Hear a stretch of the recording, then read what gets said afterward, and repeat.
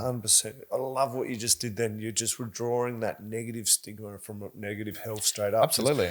I tell people this. I shouldn't say I suggest this. I literally tell them mental health can be a superpower. Absolutely. It provides another level of empathy, of understanding, of management, of utilising all these different tools that we have on offer. But what it does is it focuses on us and brings us back to this peace within us as Absolutely. well. And then when we feel these things arising in us, I'll use that, I can use this, I can go have a chat. It is such an important point for us to really sit with, because I am a massive advocate and I will stand up anytime someone says that having a mental health issue makes you less than in the community. I will fight to the death my argument to say that is absolute bullshit. I'll fight with you. Yeah, I'll fight with you, mate. I'm right behind you. Yeah. Do you know what? I'm right next to you. Yeah, much better fighter than me. We'll go together. Yeah, that's it. I'll bring because I think that, like, I've had bad days, and we'll get to those in a very short moment. I've had bad days. People with mental health challenges have had bad days. If they have sat with the ability to then learn how to navigate and manage those bad days, mate, that makes them deadly in a sense that they know themselves so well. They can anticipate when things aren't going well and put strategies in place to sort of alleviate some of those negative behaviors that might come up for them. Negative. Yeah. So it's such a like shit word, because how many people do we know that would just like maybe take a day off work and not really know why? And even your point you said earlier about the intention around taking time off work, it's like, what are you actually doing with that day? Yeah. It's like, if I know that if I need some time out, I know that like the half a dozen things that I know will serve me well. I know that routine and structure is important, sleep is important, reducing my alcohol content, reducing my caffeine content, being by the ocean is important. I've probably got half a dozen mates in my phone that I would just scroll, hit dial and just vent. That's important.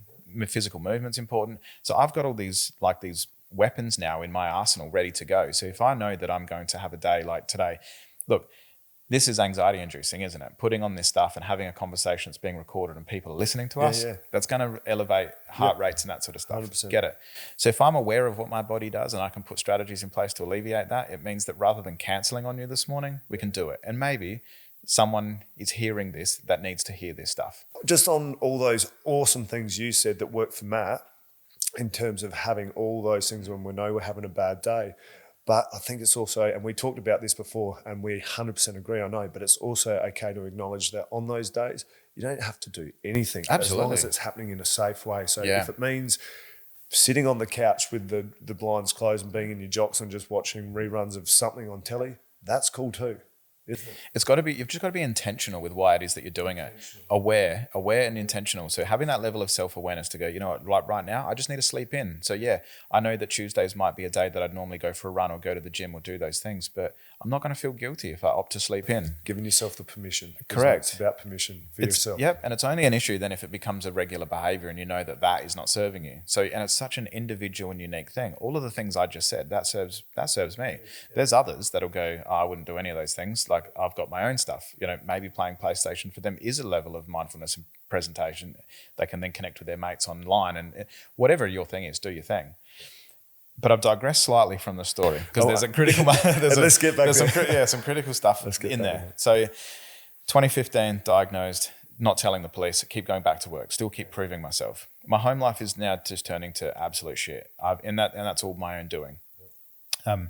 I'm starting to disconnect from family. I'm starting to question whether or not I even need to be here. And so then this is where a lot of these thoughts around, I don't actually know what my future holds. And I think during those early times of probably like February, March, April, suicide is now starting to become an idea, because I'm starting to think that if policing is the only thing that I've got, but I'm not really connecting with that, then I don't actually know who I am. So then if I'm not that, then it's not to say then I just have to die. It was really around, I don't actually know what my other options are. So by May of 2015, I actually packed a bag. It was actually the 19th of May 2015. I had a very difficult conversation with Alira. I had then packed a bag and I'd gone to Seacliff, down to the beach. I knew I'd stopped there. I don't even know why I went there, but because I don't have any connection to that spot. But quite a I knew what my intention was that night. I knew I was going to die that night. So we've gone from ideation to potentially a plan or purpose quite quickly. Real quick. Real quick. And that's all to do with the breakdown and failing of like the relationship at home. I'm back to this like sanctuary at home, and constantly feeling like shit all the time. If you're around someone who's in this constant state of like, depression, and then disconnecting around, well, is there even value in being here? What's the point in trying, like with relationships? That's you can only keep your head above water in that relationship for so long as the other person. And Alira's thankfully kept me around still since all of that, despite me giving it every reason not to. And that was when it got to, that was just that extra bit. I still had work, and I was still doing that, but I just didn't really, I guess I didn't connect with that. That wasn't the big like thing to hang on to anymore. The meaning and purpose really wasn't there. You're treading water there, right? Absolutely. You're just treading water, but the reason why you can tread water there so well is because it's made up your whole life. Absolutely. You do that on autopilot. Yeah. But all these other things that are now Yeah. starting to happen, they don't make up part of your life. No, that's So right. these are new things. You're treading water, and people are throwing Yeah. weights at Just you keep almost. pushing you And you're down, like, pushing you under. Yeah. And I've got to hold all that stuff. You got to hold that Yeah. stuff. Now we're starting to drown. Now right? we're really, If I now were we're to really put it drowning. in analogies. Really it's what drowning. Yeah. Well and truly underwater. Yeah. And so I knew on that particular night that the intention was for me to die. And So we're down back at that. We're at Yeah. Seacliff. Yeah, back the at bags Seacliff. packed. yeah. I'm a visual person. Yeah. And we're on the beach. Yeah, we're down on the Esplanade there. It's at night time. Right. It's dark. It was actually raining. Like it's almost like one of these movie moments, quite corny in a sense. And but that was the plan. I knew, and I don't need to go into what the actual plan was, but you can imagine the means of a police officer is it's well and truly there. And I remember I was on the phone to my mum at that point in time, just I guess in this state of, she was living interstate, she was living in Sydney. Is this almost a goodbye phone call without Yeah. even acknowledging that it's a goodbye phone call? Yeah, that's the one. Okay. Yeah, and I'm sure that there's probably listeners that have been, maybe that they've been in that position, they've been on the phone having those conversations. And I remember at one point my mum actually said to me, I know what you're planning to do and I can't get there to stop you. She was living in Sydney and I'm in Adelaide. Oh, she just knows, and and we never actually said like this is what I'm planning on doing, but she knew that I'd left. She knew that Alira and I had this massive, falling out and breakdown, and it was all because of me. She knew that like I had a lot of stuff going on, and she just knew, and I find that hard now, like as a parent, like to think of imagine taking that call, like I can't imagine what that would feel like if Grace called me and I wasn't in a position to be able to intervene or to do anything. I just went like that. I can feel myself getting heavy in the chair, bro. Yeah. I can feel the weight. You can feel of it, that, can't you? you? Yeah. It is. And every Huge. time it's, I know like my physical response now, because the brain doesn't know the difference, right? It's playing out this story as I'm telling the story, and the brain believes that we're back there again. So again, we go back to the superpower. Whilst I'm talking, I'm able to reassure myself that it's not real right now. Like we're sat here in a comfortable home and we're, just having a conversation. This is that battle of conscious versus subconscious mind. Yeah. Sometimes Yep. my brain does it constantly. Yeah. It loves it. Yeah. Almost to the point now for me, it's a game. It's a shit game to play, but it's a game. It's a game nonetheless. So but once you can recognize that you're a player in that game, Yeah. to go, okay, well, I know what the rules are. Yeah. I know how to set this game. So, but at the end of that phone call, my mum said to me, she, in a roundabout way, got me to promise that I would go to a friend's place when I got off the phone. And I was like, yeah, mum, no worries type thing. Sure. Just a reassurance of, yeah. And I thought, so this is what she's doing. And I think back on it now, there's, whether it was intentional or not, that's around like someone who was in a state of, suicidal intention is trying to connect back in with what would a plan be, like creating a safety plan for them with them at the center. She's knows that I only had, I believed, a couple of friends, but at the time, but she's trying to connect back in with that, and knowing that if I can get around other people, that's a massive protective factor. just to get you through that night. That's Get you right. out of that Buying moment. time. We're just buying time. We're shortening the focus. It's Yep. not about what my life looks like. It's about just getting me through that night. Like, let's just keep you alive for the next, few hours. So I jump in the car anyway. I've ended the phone call with my mum. Fuck knows what she did in that time. Imagine hanging up the phone to that, just not knowing. Like there's. So I get in the car, and I have this moment of clarity when I'm in the car. My intention was just to drive to the police station from then, and I knew I had access to the things I needed. but I got back in the car and I had this moment of clarity. It was like, is the last thing you do, you're going to lie to your mum? And I think that it was a judgment. Like, well, it is a judgment. I think that it was like that inner dialogue was giving me one more reason to be a piece of shit. Like that was that validation. Yeah. But I think I took it in that moment as, well, that's a good point. Maybe that won't be the last thing. Maybe I'll just go to the friend's place first and then I'll go to the station. And then I've at least ticked that box and I didn't lie to my mum. Because it goes against Matty and what he stands for with all at the core. At the start of the conversation. Yeah. There was all these things that made Matt, right? Mm-hmm. And there was integrity in there. There was responsibility. There was respect. There was honesty. Mm-hmm. There was all these things that built you to be a man. Now, they're still there, but this depression or PTSD, whether we're labeling it or attaching to that to ourselves or not, that's trying to remove all that for us. It's still there. And just in that moment, you were able to found the honesty part. That's right. That little flame that's sort of flickering in the inside to go, saying, like, I'm still here. The voice might be quiet, but hey, this is still, I'm still here. Like, I'm not letting you go. That's a powerful moment just in that. It is. For yourself, that is a critical moment. Yeah. That is life altering. And there's one more of those moments that come in the following months. I went to a mate's place. He didn't know that night that, like, that's actually what my plan was. And I remember, like, he did know that I was having a difficult time at home. He knew that I had like a bag packed and I wasn't quite sure what life would look like for me. But I remember he just gave me a hug on the driveway, and then we went inside. We sat on the couch and just had a tea or a coffee or something like that. And we just sort of sat there. We didn't talk about anything big. We wasn't none of this like, right, let's get down to business and how are we going to map this out. None of that.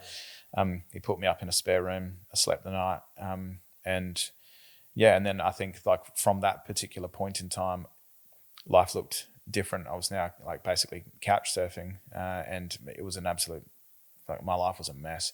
But I was still rocking up to work though. Work didn't know. I wasn't going to risk. I wasn't going to risk it. You couldn't let them know, could you? No, couldn't let them know. So I persisted. I pushed on. A few of the boys at work, because I'd actually started to build this happens quite quickly in these roles, as you build very close friendships and very, like, trust gets established very fast. Has to, the nature of the work that we're doing.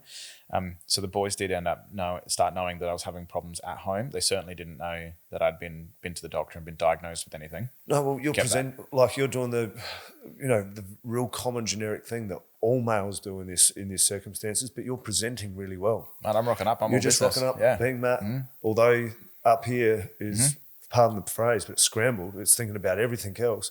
But here's your purpose, and you've got to put on the brave face, so to speak, and just keep trudging through it. And being there, like we said before, like it's like the noise cancelling headphones. Yeah. It's there's this breath out of, like, it's okay. I'm comfortable with the violence here. I'm okay with this. This feels good. This feels natural.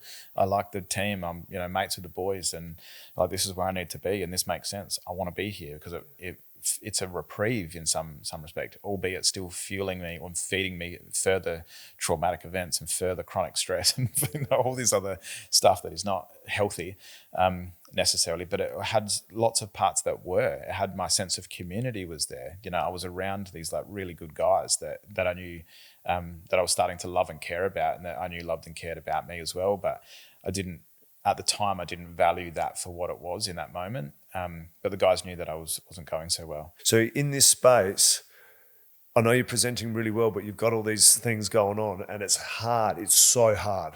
It is so hard. So I can see you here. Yeah. It is so hard. Even though you've got all this stuff going on, you're still trying to let nobody know that what you're dealing with. That's it. Right? So you're trying to present really well. But, and here's my question, I'm sure there was little times where things fucked up, or Matt didn't do the things that Matt would normally do, and then you'd be like, fuck, I hope that's not a sign for them to know. So let me give you a big one. Yeah. August 7, 2015, I get arrested by anti-corruption branch. Hey. Okay. All right. Yeah. So how does this happen? What the fuck? I know. This is where it all... I'm getting comfy. Strap yourselves in. Yeah. It sounds like it's going to be a really cool story. It's relatively trivial in some respects, but naturally it's a very big event. It's because exactly to the point that you just raised, all of those things is that I'm still rocking up. I've still got this, face on, everything's under control. We're all good. But there's small things that are like, fallen away. There's like, it's probably like people, pick the thread and then it just keeps coming again. Yeah, and then all of a sudden starting it's to just, unravel. Yep. and it just builds momentum, just builds, and all of a sudden there's like lots of stuff. So lots of little things are just occurring at work. You know, I'm just probably not as aware, probably not concentrating as much, making some dumb decisions about some things. You know, there was one particular arrest. And you're noticing these? Like, are you Not, well, only on the other side of them, in a sense of judgment, to go like, what a fucking idiot. Like, what did you do that for? Like, you just dropped the ball on that, or you weren't there. You should have done better. And it was just all constant judgment. And creating pressure? More Absolutely. Pressure? Yep. Because you know, you're not as good as you should be for this role, and you don't deserve this role because you're still making these little mistakes. Just small things initially, and then they were getting bigger and bigger. And I was starting to make, you know, just foolish decisions as well. And you know, I remember one job where I was confident that this particular dude that we were looking for was in this house, and I climbed in through the window because I knew someone was home, and then I saw another shadow in the background. I thought, like, that's him. I've climbed in through the window, and I've like rushed through this bedroom and then into the house, grabbed this dude. It was the dude I wanted, like pinned him down in the kitchen.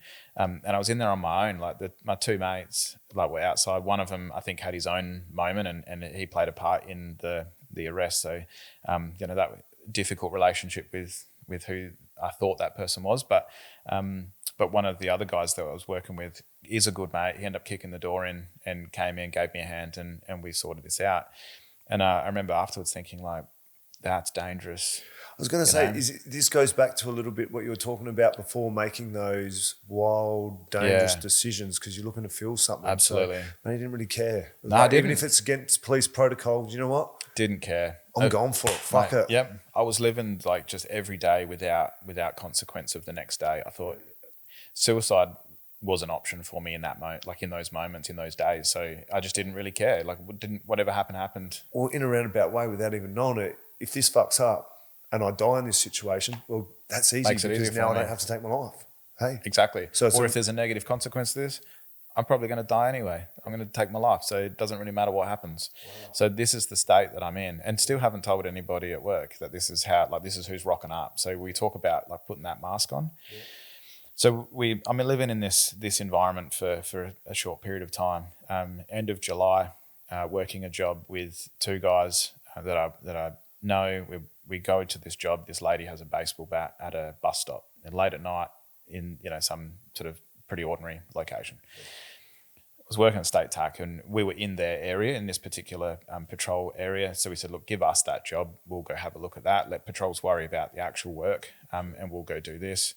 It's kind of like in our line anyway, because if someone's hanging around at a bus stop with a baseball bat, that's kind of the stuff we want to go to. Okay. She just hasn't finished baseball training. Or something. Well, this is the thing. And you kind of go there going, well, why have you got a baseball bat at the bus stop at like 10 o'clock at night? Yeah.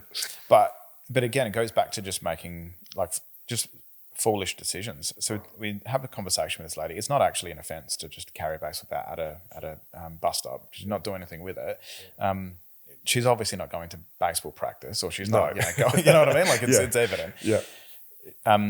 She tells us that she's had an argument with her partner in this shopping centre, this small little shopping centre complex nearby, and that the person is there in a car. And so anyway, we said, look, you can't get on the bus and back to Elizabeth with this.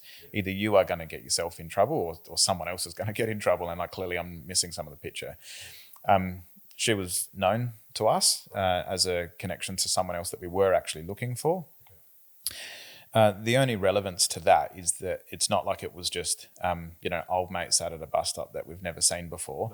No. It was someone that was known. So the decision then that I made, and it's a decision, it's not the right process, was to go, well, let's just take the bat, put it in the car, and you can catch up with this person later and, get the bat back. Yeah. This is a non-event. It's a nothing job. We stand down other patrols. Like I think there might have been another patrol coming to have a look as well, just in case. Like there's nothing in this. It's, we go into the car park, the car's not there. Clearly she's just, fed us a lie. That happens. That's okay. People lie to the police all the time. Go back to the bus stop, she's gone. That makes sense. She felt as though she had a brush with the law and maybe she was going to get herself in trouble. So she's thrown us a decoy and then pissed off. So you've got the baseball bat there? Yeah, got it in the car. Yeah, just got it in the car. Yeah. So we're chatting to the lady, yep. and you can see like we're basically the bus stop is out the front of the shopping complex. So we just do a quick lap in the car, looking at the car, and bats in the car. Process should be then to take that like the bat is now, so I guess they received property as such, take it back to the station, book it in. We got her details, we knew who she was, book it into the system, drive it into the city, book it into a secure facility where it's then stored. And then in the future, when we're going to go see her again, if at all, we would then go back to the city, fill out all the paperwork, get the bat out, drive it to her house, give it back to her. So that all sounded too hard for me as this highly effective, highly efficient police officer. It's like, not doing that. You can just come back to the office. We kept it in the office, knowing that we were likely going to see her when we were chasing this other person. That's fine. I'll just chuck it in the car again and take it back to her. Give it back to her at some other point.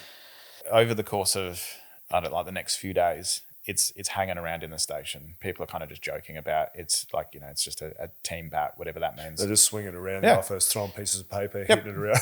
Literally just. I was making a joke. Literally just stuffing around with it. Because what is it? It's nothing. It's like we give it back to this lady when we go see her again. Yeah, sure. The person we were looking for was an active person of interest that we were seeking out. So then I make this decision in this moment of brokenness, and I think it's really important for me to say in these moments that the state of my mental well-being never excuses decisions or my behaviors, never excuses them. It does allow me an opportunity to explain some of the things that I would do that would normally be considered out of character. And because I'm in a mindset now of just not living with consequence. That's an important point for me, is that I'll always be responsible and accountable for these decisions. Yeah. In short, I decide to keep the baseball bat. Right.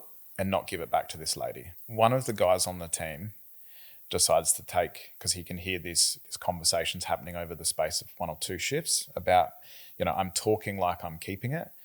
Everyone else thinks it's all just a joke and we're just like stuffing around. One of the guys sees an element of truth in what I'm saying, and rightfully so, because at the time I was talking about it, that was true. I intended on keeping it. Yeah. I don't know really why, because I have my own money. I can go buy my own baseball bat. So, I don't know what we need to be hitting paper and stuff in the office. But so I decided to keep it. And he goes to a friend and talks to this friend. This friend is connected to anti-corruption branch. And this person then says, if you don't do anything with this information, you're just as liable and just as responsible as he is. Wow. And so I think that's my understanding of that experience. I've never spoken to this person since. We were friends. I'd been to his home. I'd met his wife. Like we were working on his team together, and I've never spoken to him since. He took the following shift. He took this information to the team sergeant, and then so ensued this fear of I didn't know that it was anti-corruption branch. I thought it was internal investigations. There's policies and procedures in any workplace. Yeah. Especially at this level. It's a high level, you're policing. Yeah. Right? Yeah. So he can see things not obviously going to policy procedure. And he's like, I'm not accepting that shit. Absolutely. And so this is the challenge as well. It's because I don't think he intentionally sought out to do anything to harm me. And I think sometimes it can be I do talks and I talk about the fact that I stole a bat, and we'll get to the consequences in a moment. But people then sort of see that somehow I'm the good guy. It's like, no, I'm in the police. You can't take shit. You can't take shit full stop. You certainly can't do it when you're in the police. This guy did the best he thought with the information that he had. The police department did the best they thought with the information that they had. If they are thinking they've got a corrupt police officer, you need to get rid of that. 100%. And tricky too, though, because, look, I mean, again, we've only just met, but he's such a nice guy. Yeah. So he's probably going, oh, man, that's such a good guy, nice guy. Yeah. He's got all these accolades. And absolutely. Blah, blah, blah. But he shouldn't be doing that. He can't be doing that stuff. No, exactly. The challenge is during that particular moment is part of this idea was around, I had, by that stage, within about 2 days, I had taken the bat home and I had painted the bat. I'd painted it. So you can't return it now. If I had just then at this moment gone, actually guys, you know what, I fucked up. You can't be doing this stuff. The bit is that when during that 2 days and then it all kind of came to fruition at work where the sergeant's then going well, you just need to return this bat. I'm going holy shit, what am I going to do? I can't return it. So I go replace it. And I take back another bat. I'm covering it up. Yeah, sure. Okay. And I'm promising myself, if you can just get through this, then you won't do dumb shit anymore. But this is those, like, now there's lots of thread that is unraveled. 100%. And so much. And I know this is not important, but what was it about this fucking bat? I don't know, man. Did it have a smell or look? A feel about it? How did it make it different to any other bloody bat? It's not. Met? It's wow. not. I know. And so people, like some people, might be listening to this now, and people have said in the past, like, man, you threw it all away for a $40 baseball bat. And I think I know where you're going to go with this. I say I challenge that perspective, and I say I got everything back because of a $40 baseball bat. And do you know what? This whole story, Matt, it's not about the fucking bat. It's got nothing to do with the bat. And we see these behaviours every day by community members that keep then getting loaded on with judgment and go, you can't do that. And you're like, I don't really want to be doing this thing, but I don't know how else to communicate the pain I'm in. And I think this is just like that external manifestation of the stuff that was going on. And I was like well and truly out of my depth then. So then about a week later, I never found this lady, right? So we end up having to, I think one of the guys knew, no one else knew on the team. Like, so I've just went and got another bat going, like, I just need to somehow fix this. I just need to, put this all back together again. And I find one of the guys knew this lady's daughter or something. There was a connection anyway. Knew that she was staying with some bloke at his house. So we went there and just said, like, oh, are you this person's daughter? Yeah. Can you give this to your mum when you see her next? Yeah. And I thought, cool, I think I've covered this up. But obviously, you're not allowed to cover those things up. So about a week later, so it was the 7th of August, 2015, I come into work. The boss at State Tac, he's come in and said, oh, Matt, can I just have a quick chat to you? I got there early, got there about 6:30, which was common. I started my shift at 7, got there about 6. I was having breakfast about 6:30. I then get myself organised. We'd get our gear, we'd chat as a team. We'd go to a briefing at 7:30, and then we'd sort of get stuck into our day. He says, oh, can we have a quick chat? It's like, how's things going? People started to know that I was having some troubles at home, during this time. By that stage, I'd come home again, and Alira and I were starting to try to work through some stuff. Naturally, that was quite stressful for us as well. And I just said, look, boss, I'm not coping so well. And then his phone rang. He said, look, I have to get this. And then he stepped out of the office, and then 2 detectives walked in with the video camera and sat it on the table and said, you're under arrest for aggravated theft. And then in that moment, I remember sitting there. I had my police shirt on. I was ready. I was in uniform, ready to go for the day. And all I wanted was to take it off. Because I had just brought so much shame to the people that wear that uniform that I didn't deserve it anymore. But again, you've got a sense of numbness and you don't feel anything, so you probably don't know what the fuck you're feeling. Relief then in that moment came through thoughts of death. I knew that I just needed to, I knew what the process would then look like. I'd arrested many people myself. So I knew what the process would look like, and I just knew on the other side of the next couple of hours would be death, and it wouldn't matter. So just go through the motions, do the things, do the check boxes. Do the police work. Just do the police work. Just let them do their thing. But instead of this side, I'm on the other side now. We're on the other side.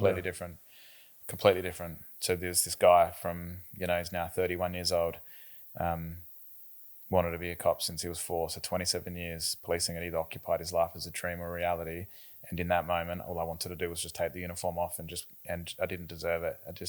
I'm no longer entitled to wear this uniform. So went through the motions. I'm still sitting in the room looking at you with that camera and these 2 detectives going, yeah, you're under arrest. You're under arrest.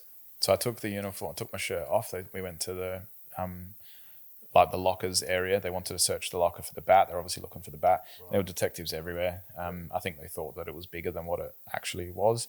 The guys, I saw the team had been sort of separated, and they were with people as well because they're obviously just all trying to get stories. So done tactfully. They knew what they were doing. They came in. Of course they knew what they were doing. Yeah, they came in. They'd set up done a briefing before they got there. It was executed quite well. Yep, and they knew.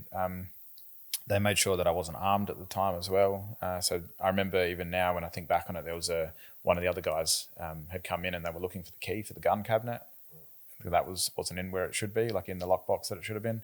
I think that was probably just to ensure that we didn't get there early and kit up, because now obviously they would be having fears that if I'm carrying a Smith & Wesson MP40 that like it could either be a harm to myself or them. So they made sure that wasn't an option. Drawing all those. Yeah, getting rid of the possibilities of any act of violence, which is, I don't know. I guess would never know. But I'd say now confidently, I don't think I would have, that wouldn't have been a concern. But you just never know, like in those moments. Certainly more of a threat to myself. So that day was a really, really hard day. Grace was at kindy, Alira was at work. So this is August 7th? August 7th, 2015. So January 2015, I go to the doctor, go to the site, get diagnosed post-traumatic stress depression, coincides with my move to State Tactical Response Group. By August, I'm now twice that I've gone, today is the day that I die, and I've completely thrown a hand grenade at my identity, all within the space of 7 months-ish. That's how fast this stuff can go. And, some might go, that took a little while for it to show up, and others we can see these things can show up in days. But that's a complete life disruption within 7 months from that moment, just from not engaging support. I think it shows how long you fought for as well. Yeah. Right? Yeah. I mean, like you just said, these things can go for even longer, but things can go a lot quicker. They can. Like days, So here you are drawing this out, we'll say, from that first appointment for 7-8 months. Yeah. There's a lot of fighting in there. There's heaps. And there's still a lot more left that's required. I remember there's a couple of key points. I remember I got taken to the City Watch House. They put me in a cell. I had to get fingerprinted, had to get photographed, had to do all these things. Some of these real big moments that I'm usually on the other side of the camera, the other side of the charge counter, or the other side of the cell door, all those things. One of the big things for that particular day, though, was not necessarily all of the charges and stuff. In fact, there was two. One of them, the boss had come down from to the watch house, and he'd pulled me into an interview room. He was just like, what the fuck is going on? Because for... This is a bit more like a mate's chat. Yeah. This was like a, boss's stuff aside. What is happening? Take that hat off, put the mate hat on. Yeah. Come on, Matty. Yeah. Open up to me, And bro. we didn't really have because he was, a number of ranks above me, and this environment is very hierarchical, and I had massive respect for him as a copper, massive respect for his career, massive respect for his rank. So for him then to come in, I just thought, I'm at that point anyway, now's the time to just tell people what's going on. And I remember he just was, what is happening? Because I was really good at the job, and I'd been so good at keeping this mask on, and that was everything that I wanted to be. And, people saw a lot of potential for a long-standing career in the police. And you had your goals in place, and they may have.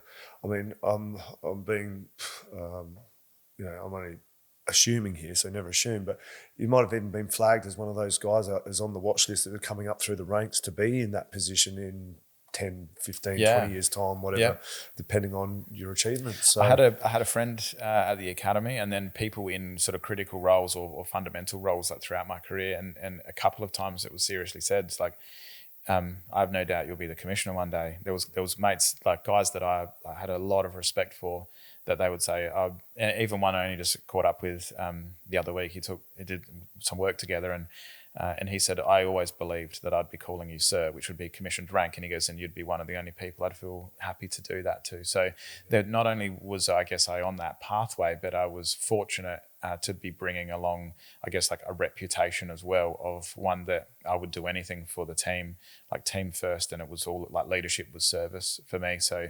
I thankfully had a really good reputation amongst the guys. So I think that's why this was just so how the hell has this happened, that all of a sudden it was just this ripple effect through the organization that, for people who knew me anyway, there's lots of people that wouldn't have any idea who I am, but for the close group that knew who I was, they were like, how the hell has Matt got arrested? This is bullshit. This is something's gone really wrong here. And it had gone really wrong, but it was all, I had done it myself. His boss had then pulled me aside, and he was, was saying, how has this actually happened? How did we get to this particular point? And that was the first time that I'd actually disclosed that I was unwell. And I said, look, boss, I'm seeing a doctor. I'm not in a good way. And I think that was his look to me then was kind of this why didn't you tell me this before? Yeah. I might have been able to do something before, but we've come to this point. We and this is really common. People let it hit crisis point, don't we? We just let everything compile. I've got this, I can do this, I can do this, I can do this. And then bang, these crisis points. You've had this huge crisis point. We see it all the time. All the time. And no, you're absolutely right. Crisis is often the catalyst for change. And I think what I try to do now is like, let's try to avoid getting to crisis. Yeah, let's recognize some of those signs of where this fork in the road is now taking us, and let's maybe put some things in place. But prevention is better than intervention. This is what the story is. We should be getting onto these things when they feel about this big. The small ones, address them before they become these big things. Right? And then when we start playing in the intervention space, early intervention, let's again just keep pushing, do as much as we can to just stop things getting that big and that bad. So what happens with the boss? So the boss goes, "Please, Matty, if you come speak to me." Well, so the thing. I guess we'll never know what could have happened, but this is it. He offers his support, tell me how I can help you, and I was like, well, I don't know. I don't actually know what's going on. I think they were probably trying to just understand my frame of mind in that moment, and I didn't really care what happened next anyway, because my intention was, as soon as I'm out of this environment, I'm just gonna take my life anyway.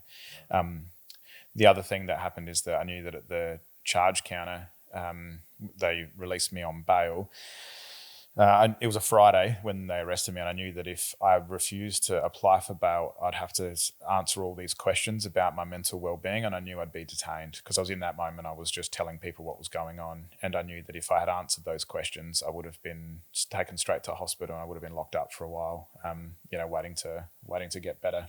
Yeah, so I knew that if I'd answered those questions, I would have been detained. I would have been in hospital for some time. I wasn't really too sure as to whether that would serve me in that moment. I think I still wanted to die, so I thought that'll slow this process down. Applied for bail, they did that, and then they gave me suspension papers. They told me that I wasn't allowed to talk to any of the people on my team. The team were pretty much all I had. So in that moment, I was immediately isolated, and just completely lacking of any purpose, identity. I was no longer, in that moment, I wasn't a cop. I had nothing, no powers, no authority, nothing. The very thing that's kept you going. We were talking about treading water before, and you tread water so well in that space. Yep. Now it's gone. Yep. And all because of me. It's not like someone rushed in and swooped in and snatched it away from me. Not at all. I had done these things. So that shame and that judgment on self that was coupled with that was like, you should not be here. Everything you do is bad. Everything you do is bad. And we talk about these things in a typical sense, or in a very generic sense, because anyone who's experienced depression or some form of mental health starts feeling these ways. We're a burden. There's no self-worth. We don't speak fondly of ourselves. We see the negative, we'll say, in everything that we're doing, and every part of it becomes so impactful to just driving us to the lowest parts of ourselves. And we start to withdraw from everybody. If you do have people in your life, withdraw from those people, which is all those roles and responsibilities, or just complete withdrawal. So I did all that. You can imagine that's obviously a big incident. I've never put a police uniform on again since that day. That was it. That was me over. So not even suspension. It's you done. So I was termination. Suspended till May of the following year. I had to go to court, obviously, to answer the charges.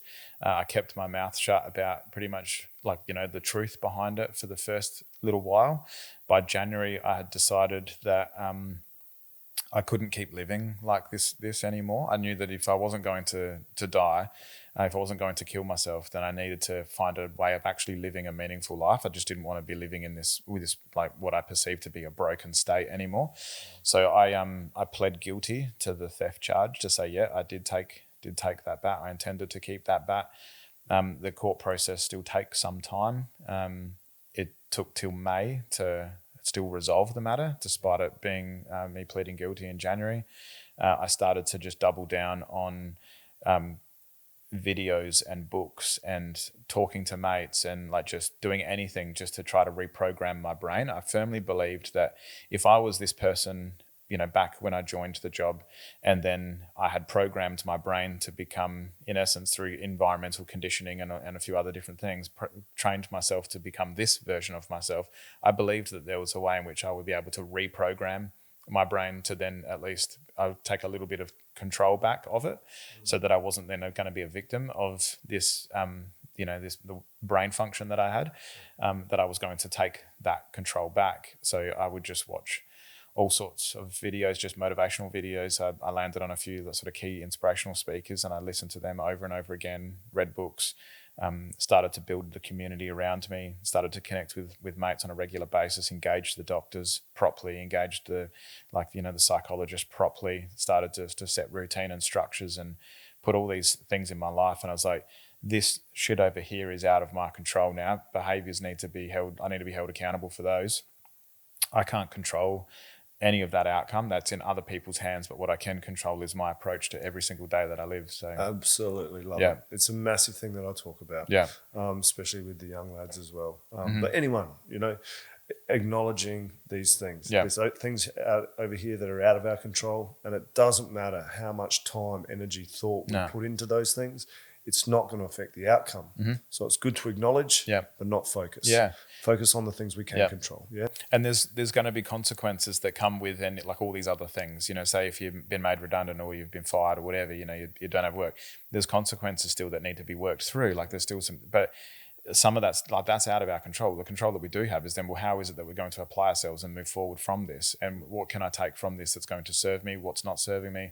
Those things. And that was the real focus for me during 2016, as I started to this matter resolve itself and I started to get better. They were kind of both happening around the same time. Sure. Yeah. And then by May 10, 2016, police had by that stage decided just to call it, that they were going to just get rid of me. So I was sacked on the 10th of May. And then on the 19th of May 2016, so for the listeners that were paying real close attention, you would say May 19, 2015 was the first time I decided to die at Seacliff. I thought for me, May 19, 2016, surely life has to be getting better for me today. And that happened to fall on the day of sentencing at the Adelaide Magistrates Court. And I thought, this has got to go well. I was confident. I just knew that to set myself up well in the future, if I could just avoid a conviction, if I could, just have that matter resolved, and that people could see that, albeit I was unwell, I've acknowledged that I did the wrong thing and I'd like to just get on with my life. And I've been sacked by the police. Like, how much do you need to punish one person? Unfortunately, the courts didn't see it that way. SAPOL went for a custodial sentence. They wanted me to go inside for it. Thankfully, the judge or the magistrate didn't agree with that, but he did agree with the conviction. I think, in fact, some of the stuff he said was to convict is to condemn. And he convicted me so I have a 10-year criminal conviction for aggravated theft. And so I found myself now a convicted ex-cop. Like, don't put that on your LinkedIn or your resume if you're trying to get a job, that doesn't work well. And just hearing those words come out and knowing your backstory now and oh mate. These are still labels that I carry, and there'll be people out there, there's people in the community that believe that that's fair and reasonable and 100%. Just, and I respect that. We don't know who's going to watch this chat, right? Yeah. And I'm sure there would be people who would say, well, he fucking deserves it. Yeah, that's what you get, and then there'd be other people like me who don't really sit in that space, but sit here and know you for you now and go, oh man, that sucks. Poor bugger. And both are perfectly okay. And both are perfectly okay. There'll be people that go, okay, just another corrupt cop trying to just, make good on his story type thing. And you know what? That's a thing that I still bring up with my psychologist. Do you think I'm doing this work just because I did the wrong thing back then and I'm trying to somehow undo the shit stuff, or am I just trying to make good on on something that I've learned this experience, and can I use this to support others, and can others then just draw on my experience? And I'm sure there's an element of both. I'm sure there's an element of responsibility that I've got to do something with it. Well, in a roundabout way, I'll just look at exactly what you said, and for what it's worth, you hold the answer to that. Yeah, that's right. Yeah. Do you know what I mean? Yeah. You hold the answer to that. And I think there's a really important thing here of when we let things define us. Yeah. When we start letting things define us, we become that. But if that's not that, if you don't attach to that and that doesn't define you, do the work to show people that doesn't define you, mate. And that is the thing that got me through, continues to get me through, is that as much as I tell my story, I was like, that's a part of my past. Like, what defines me is who I show up as today, what I intend on doing tomorrow, like the man that I am when I apply myself to like my family or my roles in the community, like that defines who I am. So yeah, no worries. If you'd like to continue to judge me on behaviors in 2015, then that's up to you. But to be honest, there's nothing you can think or say about me that I haven't thought or said about myself. So your level of judgment will never match my level of judgment. So you can go your hardest. You know what I mean? So, and let's be honest, it's 2022 now, bro. Yeah, that's right. It's a long time ago. That's right. And so in 2022, like I said at the beginning, is now like a lot of the roles, a lot of the things that I do in the community now. It's like when we talk about this, what defines you, and when people, it's a common question. Like people go, "So what do you do?" My response usually is, "Well, like, what day of the week and what do you mean? Like, what do I do for money? Like, is that what you want to know? Or what do I do for purpose? Or what do I do in my spare time?" Because I'm really careful about then saying, when someone says, "Oh, what do you do?" And I say, "Well, I work in the mental health space," because that comes with its own, some people might then think certain things. And there's so many people I wonder about that if I said, "Oh, so what do you do?" And they say, "Oh, I'm a police officer," and I automatically make some assessments or some judgments around them as who they might be as a person. But they might not connect with that role at all, and they might be completely different to that. So I don't want to define people by what they do. And I think that's a really important thing for anyone watching this to understand. I mean, it's really hard to, we'll use that word, disconnect from that thought process, because we make assumptions and we pigeonhole people. I've done it to people that are sitting in this room. Yeah. And then got to know them on a more personal level and gone, wow. Mm-hmm. Do you know what I mean? Absolutely. And we said it before at the start of this chat, it's about getting to people, how do we get to know people within our workplaces to help breed them better. Yeah. We can sit there and assume and, I sort of pigeonhole them in a cohort that we think they sit in. Mm-hmm. But then when we actually get to know people on a deeper level, we'll go, wow, I had you wrong. Absolutely. How often does that happen? Yeah, all the time. And I think what we can also get caught up in defining people by how they present to us. And they might be presenting to us in a really unwell way. And then we just think that person's just a dick and we don't want to be around them anymore. But we realize that they're carrying like all this really big, heavy stuff. And just for them to get out of bed and just to show up in that role or that space, that is taking everything about them. So then to go to the next level and just be like a little bit friendly and to put a smile on their face, they haven't got the energy to do that. And I think that can be a trap. One of the things that I talk to about people, with people, when I do like the speaking engagements and things, is really around like, this, if we were to look at this plant, like we know that this plant is appears to be a relatively healthy plant because we know what a healthy plant looks like. When I show people like a dying plant or a wilting plant, they say, what does it need? It's like, well, it needs water, it needs nutrients, it needs pot to be changed, it needs sunlight, it needs all these things. Not once yet, whenever I've done a talk, has anybody said, well, it's the plant's fault, the plant's a piece of shit, and you go, well, what's the plant trying to do? Mate, it's just trying to live. It's trying to thrive. It's trying to survive in the environment that it's been offered up with. Yeah. That's what we're doing as human beings. We're trying to live. We're trying to thrive in the environments that we're being offered up with. But if we can get to know what an unhealthy version of our friend or our colleague looks like, or ourselves, most importantly ourselves, we can then start to go, right, this is how I look or show up when I'm not going so well. Maybe I need to look at my pot, my plant. Yeah, exactly right. And a lot of those things are all external factors. Yeah. Some stuff I acknowledge is still on the inside, but a lot of it is environmental stuff. Who have I got in my life that is serving me well? Who have I got in my life that is not serving me so well? Is work the contributing factor? Do I need to reconsider what that might look like so that I can create an environment where I'm better able to thrive? And I think that is the critical bit, is that we need to be very careful about defining people as we meet them and we're introduced to them and not recognizing the stuff that they're bringing into that relationship. Yeah. We've only really just met. Yeah. I don't know much about your backstory, but I'll be sure as hell not going to judge you in any way for fear of just not knowing. Yeah. And so I see you presenting as, this like wonderfully authentic and genuine and vulnerable man. And I believe that's truthful, but I have no doubt that there's a story that goes with the reason why it is that you sit across from me.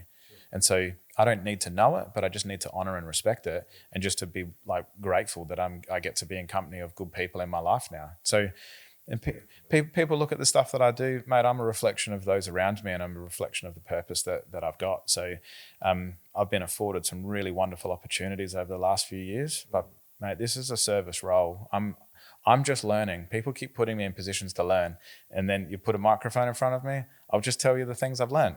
But I think it's fundamentally really important that I just sort of touch on the fact that you did reach out eventually. Mm-hmm. Yeah. Yeah. You got off and you seeked and sorted some support, right? You got off to see a psychologist. This didn't all just happen overnight, of course. You know? Of course. It was messy and it was dirty and it felt uncomfortable, but you did it. Yeah. So I think to that point, I'm a huge advocate in the importance of having a thriving ecosystem of people around you. And, we find the connection back to the plant, obviously, that I'm going with here. But in that moment, it's not just such a linear pathway either. It's not like unwell, doctor, psychiatrist, get meds, wait to feel better. That's not what we're saying here. And I know that's not what you're saying either. But in those moments, my mates were so important. And the only way that they were able to offer support is by if I was sharing with them and I was vulnerable with them.